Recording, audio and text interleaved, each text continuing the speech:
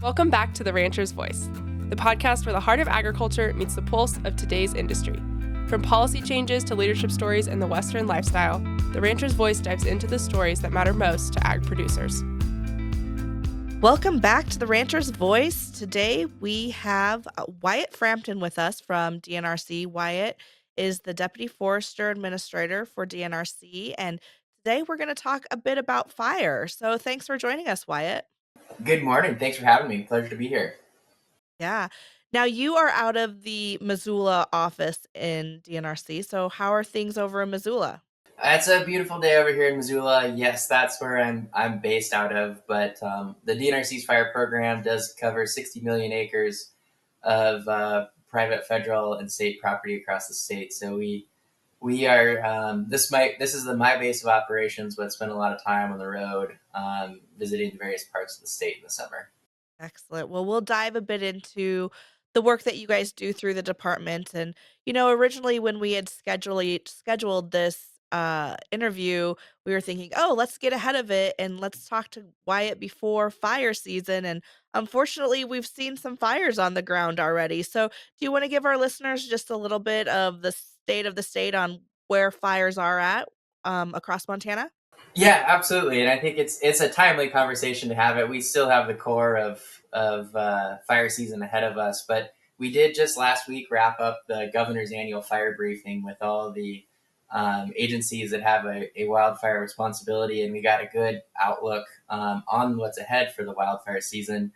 And but before we dive into that, I will say you're absolutely correct, Rayleigh. We've had some atypical fire activity to kind of kick the summer off. And really seeing some growth from fires that is more typical for later parts of the year, and that's those conditions that we were seeing or experiencing on the ground are confirmed by some of the forecasts that we received from the Northern Rockies predictive services, which does do that wildfire prediction for us. And so what we heard at the governor's fire briefing is that we should expect an active fire season this year.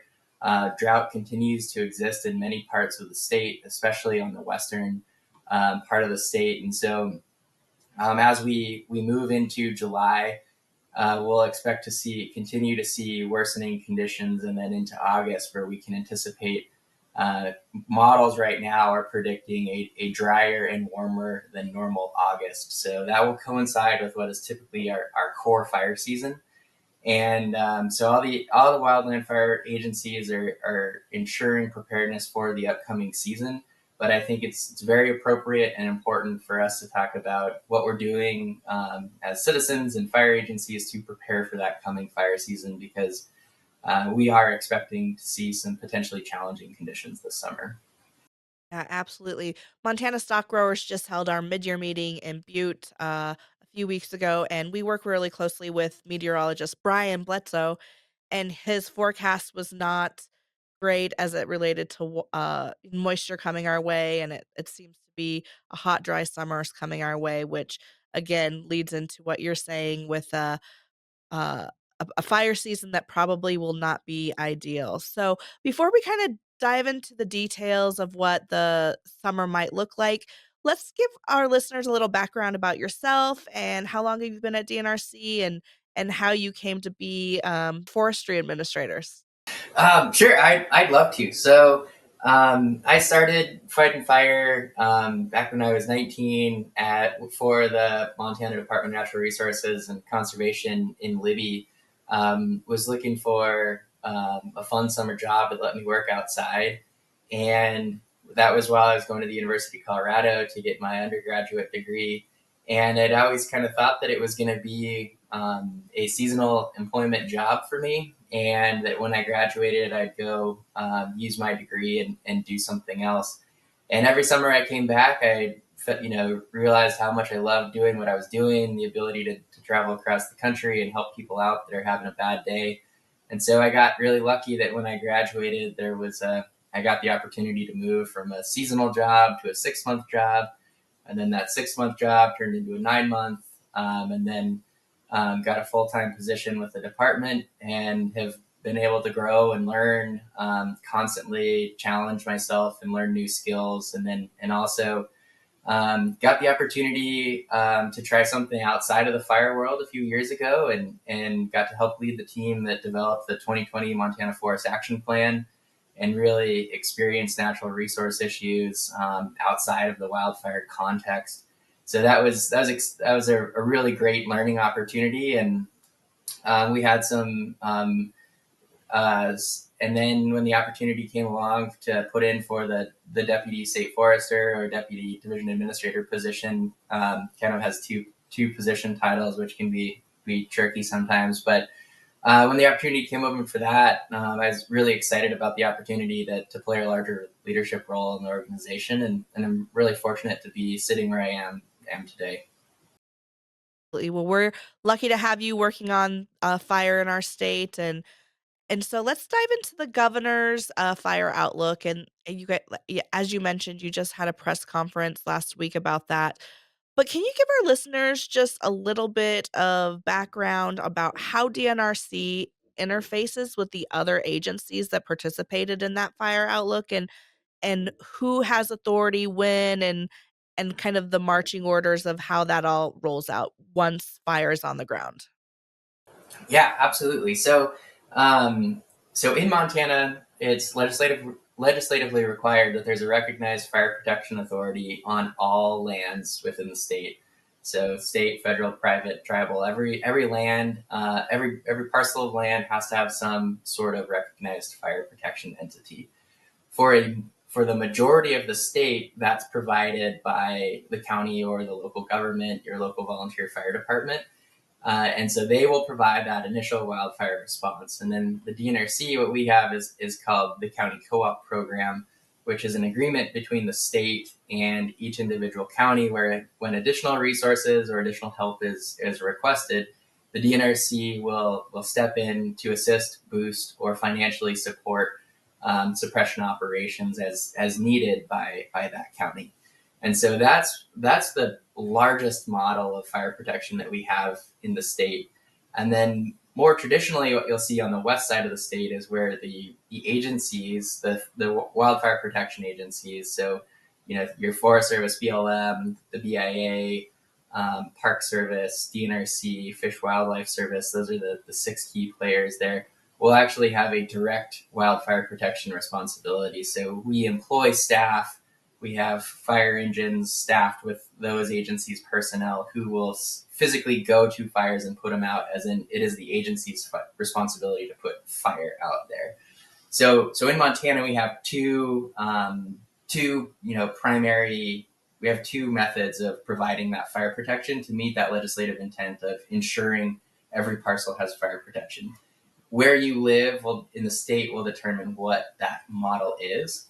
But to kind of drill into it more specifically, when it is August and when resources are stretched thin and fires are growing, or we're encountering resistance to control, no agency has all of the resources that they need in the right place at the right time. And so what the system, so there might be two systems that exist, but they seamlessly engage and interact with each other. So when someone is having resource shortages, all of the other agencies and partners are working together to help support the needs that they have, because we have the goal of supporting each other and making sure there are no needs that are preventing the prevention or that suppression action from happening. But what's unique about DNRC is that you are mandated to suppress, and maybe some of our other agencies that we interface with don't necessarily have that same mission. So, how do you kind of balance that?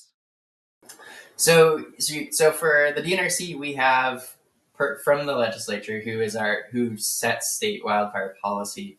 We have we implement a model where we prioritize aggressive initial attack when it's safe and effective to do so. And so from the department's perspective, and the other thing I'd like to just make the point on too is that when we look at the DNRC's fire protection, and when we think about the lands that we support with the counties for fire protection, over 90% of that land is private property. And so the model that we implement is to catch that fire as small as possible, as quickly as possible, to reduce damage to property, natural resources, and also to lower the exposure to our firefighters who are out there working on the line. A smaller fire is easier to put out and it takes less water.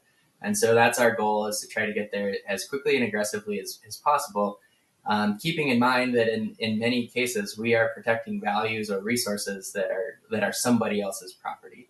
And that's what we as the department are tasked to do from the legislature. Excellent. Well, I know that many of our landowner members that we work with closely really appreciate the partnership that they have with DNRC. And, some of our folks even have equipment that's technically DNRC's on their ranches so that they can initially attack fire as rapidly as possible. What kind of partnership opportunities are there out there for landowners to kind of work with the department and make sure that their areas are covered from a pre preventative or responsive standpoint? Awesome. So I think there's a few different ways we can go with this question, but I think one of the most important parts, and we really can't thank enough our volunteer firefighters in the state, the amount of fires that they put out on an annual basis that never make the news, that are out, that they interrupt their lives to go put out and then come back in the same day. The amount of work that gets done because of those folks is truly incredible. And so that makes up a huge component and core of what makes us successful across the state, is their commitment to their communities. And so if we're talking about how do we strengthen the fire program, what are some opportunities to, if someone wants to be more engaged or more involved, your local fire department is a fantastic place to start from that fire operations standpoint.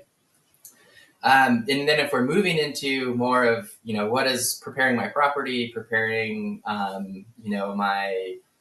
what steps should I be taking to, potentially mitigate the impact of a wildfire?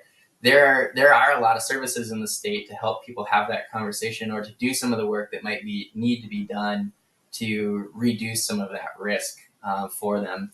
So your local DNRC office would be a fantastic spot to start. We have staff who specialize in helping folks take a look at their property, understand where their risk is, or what some of the management opportunities that they have are.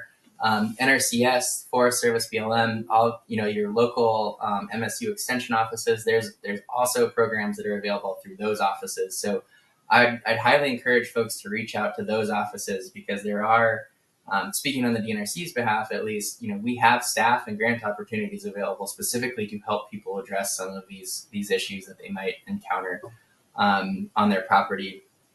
And so maybe I'll pause there and see if there's any that you want to dive more into more detail on. But there's a lot there we can unpack if you'd like.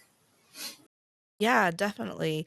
One of the things that I did want to hit on is it wasn't an agency bill, but we did see a bill this session, House Bill 84, about prescribed fire, and that becoming a more acceptable tool within the state that landowners can utilize, I guess. And so, do you want to dive a little bit into that and how you see DNRC kind of engaging with the working group working on that, and how landowners fit into that puzzle? Yeah, totally. So yes, House Bill 84 was one of our agency bills, and we were excited to see it pass. And the goal for that bill is to see an increase in the safe and effective use of prescribed fire as a management tool, because wildfire can be destructive, but it can also be extremely beneficial to the landscape for fuels mitigation, wildfire risk reduction, and ecological benefits. And so what we wanted to do was what we would like to do through House Bill 84 in coordination with stakeholders like the Prescribed Fire Council and the legislature, is create a climate and a training environment where we can see that increased use in wildfire, not in wildfire, in prescribed fire, so that we can potentially mitigate the impact of future wildfire. And so what House Bill 84 does is over the interim, it tasks the DNRC with completing a study so that we can report back, work with EQC and report back on how on the findings of what a more developed program looks like. But House Bill 84 essentially gave the department, that it gave us the direct legislative direction to start exploring what establishing a more robust establishing what a more robust environment for use of prescribed fire as a management tool would look like. And so we're really excited about the stakeholder conversations and then the opportunity for the DNRC to play the role. And as we are a fire suppression agency, just making sure that that is done in a safe, responsible, and effective way. Excellent. Well, as we kind of talk about the other things that the department has been doing over the last interim leading up to the legislative session, I heard you present to a variety of different interim policy committees about some of the new technology that you guys are working with. And one of the things that I was so impressed with is that you guys are really bringing in some cool sonar activities or technologies and using those to find fire across the landscape. And so, I think I heard you talk about finding fire or ignition points that were, as small as like a book or a microwave or something like that, which is fascinating. So, will you share with our listeners a little more about this technology and how you guys are using it and maybe some of the results that you saw last fire season?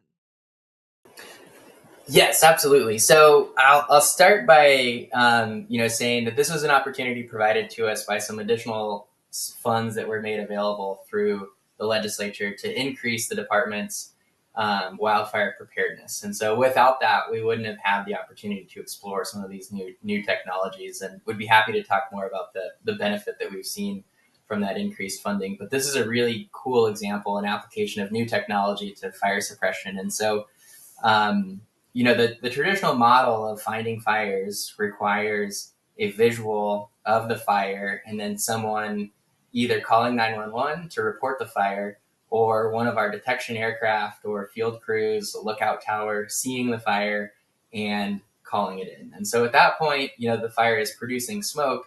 It's already significant enough that, it has a presence on the ground that's putting up enough smoke. And usually it's responding to weather conditions that are making it favorable for growth. And so what we've done with this new technology is for one thing, is we know with a high degree of accuracy where lightning strikes. And in a single storm, we can get tens of thousands, if not hundreds of thousands of lightning strikes across the state. The problem is we don't know of those strikes which is actually going to start a fire. And so that's where this new technology comes in, which it uses a very high resolution thermal imaging camera to detect heat anomalies. And so it's mounted to a plane that flies at night. And so what we can do is upload to the flight plan for the plane where we would like it to fly, to try to find these, to fly over confirmed lightning strikes. And so then it can tell us where these heat anomalies are. And so this was the first time we tried this was last year. And in the first couple flights, we found over a dozen fires that were several days old that had not given off that visual indication that there was actually a fire there. And on one of these, we had the GPS location for it. We sent the fire crew in to go find the fire. And that actually took them about a half hour, despite having that GPS coordinate, because it was so small.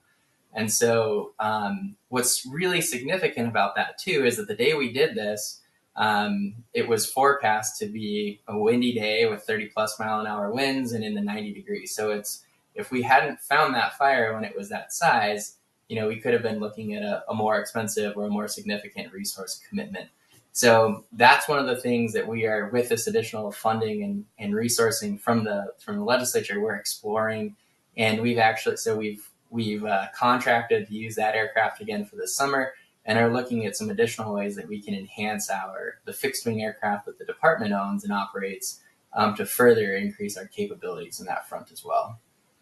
Yeah, that's fascinating. And like you mentioned it, but it's hard to put an ROI on that, right? Because that could have been a 2-acre fire or it could have been a 100,000-acre fire. But the fact that you are able to kind of find it and stop those ignition points right away is something that is so valuable to our state.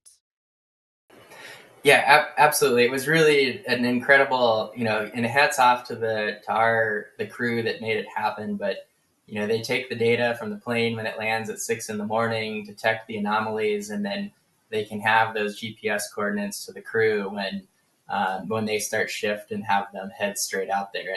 And so we're really excited about continuing to explore, especially in high risk areas, where we can continue to use and refine this and see success. So you mentioned this came from a funding source. Is this funding source like federal dollars, and is it something that will continue for multiple years, or what's the sustainability of keeping this technology in place? So awesome! Glad we get to talk about this. So these are state dollars, state taxpayer dollars from that were appropriated to us from the legislature. So this process started back in the 2023 legislative session with House Bill 883, which was from the which the House bill did. That bill did several things, including increasing the size of the state's fire suppression fund to ensure that we could continue into the future to pay for more expensive fire seasons.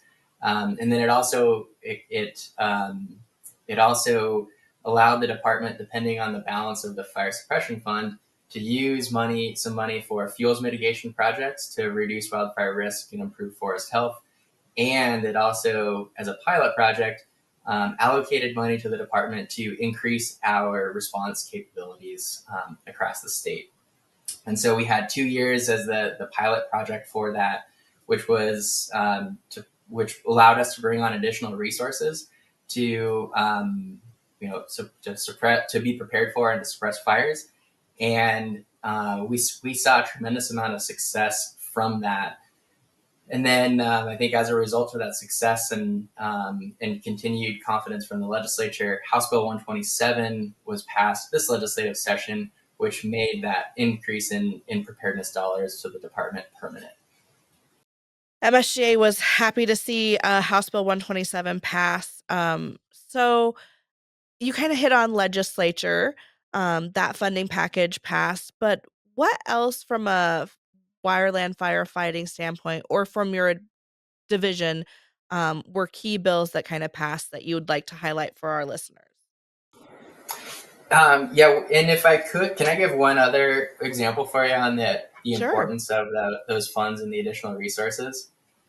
So if and I'll take a kind of a quick step back and look at the National Fire Organization and how that works. And so nationally, we use what's called a planning level, and it's on a scale of 1 to 5, with 1 being the lowest, 5 being the highest. Currently, we're at PL2, we're planning level 2 for the nation. And it's a gauge of how committed or how many ongoing fires, how many resources are available and how many fires are happening in the state. And so last fire season, we spent almost a record-breaking number of days at planning level 5, it was about over 80 consecutive days at planning level 5. And so what that means is that resources are stretched thin, they have to be prioritized, and there's not enough resources for every fire to have all of its needs met. So that's where this prioritization comes in. But because of the additional resources we had received from the legislature, we had pursued additional aviation and firefighting resource contracts so that we could have more resources under our control in the state that could be shared with all of our partners in the firefighting world. So it didn't matter which agency it was, but it allowed us to bring more resources into the state to be more prepared than we traditionally have been for fire season. And so those resources were just absolutely critical for us to be able to move and respond to fires, especially in the southeast part of the state, in the Tongue River area, which we had a really tough go in that area with the field conditions and the number of fires that started in there. But it allowed us to be more prepared than we traditionally would have been and deploy those resources to those areas to great effect. And without that funding, those resources aren't available, and we would be relying on that bigger national system, which we still are reliant on. We can't, no agency can bring enough resources in to meet all of its needs, but it gives us an even better chance at catching fires when they're small. Absolutely. Happy to see that funding and all of the great work that you guys are doing around fire response and bringing in additional staffing and all of that. So, to hop to this year, we're anticipating a July and August to be a very dry and hot. We're anticipating or forecasting that we're going to see a lot of fire on the ground. For our listeners and stakeholders, whether they're landowner ranchers or folks that, may live in the city and are just impacted by smoke, what are some things that you want them to kind of keep top of mind as we move into this critical time of year? Yeah, absolutely. So what I would say to start is so in Montana, the majority of our wildfires are human caused. And so when we're out recreating or working, we have a responsibility to do that um, responsibly and ensure that we aren't creating work for somebody else in the form of a wildfire. Like I said, we know earlier we know where lightning strikes. We're working on how to figure out which one of those lightning strikes starts fires. But what we don't know is where somebody might accidentally start a wildfire and force us to respond in an area we might not have been anticipating a response to. And so our continual ask during fire season is that people recreate responsibly, work responsibly. If you're going to be out on the hot, dry day, to make sure that you have a plan. If the activity that you're doing starts a fire, you can't always predict what's going to happen, but making sure that your equipment is well maintained, that you have a fire extinguisher, that you have a cell phone, that you can get a hold of 911. Because that's another one of the really important parts is that the most effective way to report fires if you see a smoke is to call 911, and then that will be routed to the wildland dispatch center. But then the other part of it too is so if we're recreating responsibly, letting people know when we see a fire is making sure that you and your family are prepared in the event of a fire that impacts your home to evacuate. And it takes some intentional planning to make sure that you know what to do. But having that plan will help significantly in terms of getting you and your family out safely. Which for us, when we talk about how do we respond to wildfires, our priority is always to make sure that public and firefighter safety is number one. So that's a way that you can help us in our response. Some of the other things that you can do if you're in now is a great time to be planning for what that dry, dusty day is going to look like in August. Is ensuring that your home there's simple inexpensive things you can do to prepare your home for wildfire, like removing fuel or cleaning your gutters out. And I direct people to mtfireinfo.org. We've got a tremendous amount of resources about things that people can do to prepare. But I think it's really that making sure that, and I think and especially for you and the stock growers audience, is that there are evacuation plans or what are you going to do with livestock or animals in the event that you need to that a fire is impacting your property. But I guess I just say I'll leave it there. Yeah. So why are there opportunities in the like non-fire season for landowners to engage with DNRC or local fire departments? I'm sure many of our listeners are engaging with their local fire department because they're probably volunteering and being a part of that. But from a planning perspective, are there opportunities for folks to engage on task force or in planning um, as your department works on those type of topics? I so I'd say we always are ready to listen and always trying to be better at what we do. So we also we greatly respect the value and the input of Montanans for how we're doing business. Is it working for them? Are there opportunities for us to improve? We're very very receptive to that. And I think one of the most effective places where folks can do that is at those local levels, whether it's with the volunteer fire department. And this could be, if you're a landowner and you have a good stream access or stock tanks that we can use to refill, fire engines, making sure that you've talked with the local fire department, that they know about those resources that are available. There are a lot of community groups as well across the state. They go by different names, but whether it's a Firewise group or just a really active homeowners association, roto association, there are a lot of groups. It's really cool to see in all corners of the state these groups of like-minded individuals getting together, talking about what can they do to improve the ingress or egress from their property or their community. And so I think those are, if someone is looking to be more involved, it's starting at that local level, because I guarantee across the state there is a group in your area that's talking about these issues. So, as we kind of wrap up, and in the scenario that one of our listeners is impacted by fire or unfortunately loses grazing land or part of their ranch to fire, MSGA has a fire relief fund that we try to raise money for each season to kind of help provide grants for rebuilding. We know that there's some federal programs, but Wyatt, what are your recommendations for where people should look, or where should they start if they are affected by fire? Great question. So I think one of the first things I would say from my experience is the importance of making sure that you have photos and documentation of what your property, what you have, what improvements you have, what the property is. And then from there, there are various programs from USDA, the Farm Service Agency, MSU Extension that have agriculture specific relief or funds that are available. So I would encourage, kind of back to that local engagement level. If in the unfortunate scenario someone was impacted, that they reach out to some of those local groups and see what opportunities might be available to them. Excellent.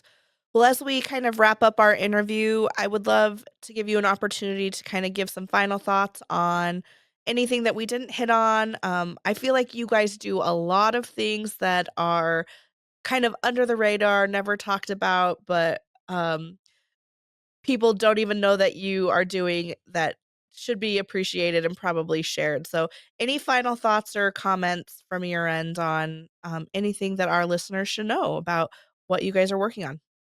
I'd start just by saying thank you for the opportunity to come on today. Pleasure to talk with you and in the audience. Fire season is coming. It will happen. We will unfortunately have people that are impacted by wildfire this summer. It's a reality we can prepare for, though, and there are simple, effective things that we can do to be more prepared for any potential impacts. And so I would really encourage people to take advantage of the time now.